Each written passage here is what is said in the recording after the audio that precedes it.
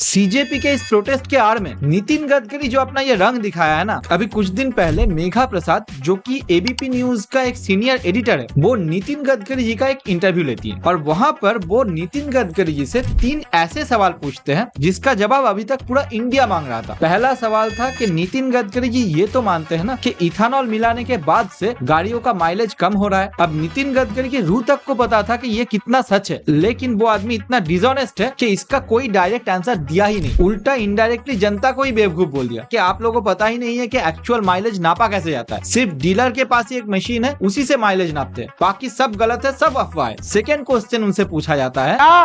तो 15 रुपए litre petrol का भाव होगा कि ऐसा एक स्टेटमेंट देने के बाद भी नितिन गडकरी जी ये बताया कि पेट्रोल का प्राइस अभी तक कम क्यों नहीं हुआ, और तभी उनको अचानक से याद आ जाता है कि वो तो पेट्रोलियम मिनिस्टर है ही नहीं, वो तो ट्रांसपोर्ट मिनिस्टर है। तो ये सवाल मेघा प्रसाद को पेट्रोलियम मिनिस्टर से करना चाहिए, लेकिन यहाँ पर गडकरी जी को बिल्कुल भी आइडिया नहीं होगा कि ये मेघा प्रसाद का कितना बड़ा एक ट्रैप था जहाँ पर वो अब फंस चुके थे, क्योंकि इसके अगले सवाल में ही ना सारा पोल खुल जाता है। वो पूछती है कि नितिन गडकरी जी अगर पेट्रोलियम मिनिस्टर नहीं है तो इथेनॉल को लेके हमेशा से उनका इतना इंटरेस्ट क्यों रहा है? क्या बेटे की कंपनी सीएन एग्रो की वजह से ये इतना इंटरेस्ट डेवलप हुआ है? And this was the moment जो आदमी को आप इतना दिन तक इतना मजाक किया, इतना शांत देखे हो, ये सवाल सुनने के बाद एकदम गुस्से से फट गया कि डायरेक्ट एकदम धमकी देने लगा कि ऐसे सवाल पूछोगे तो डिफेमेशन केस कर देंगे, एफआईआर कर देंगे। अब समझ आ रहा है कि मोदी जी ऐसे इंटरव्यू क्यों नहीं देने आते।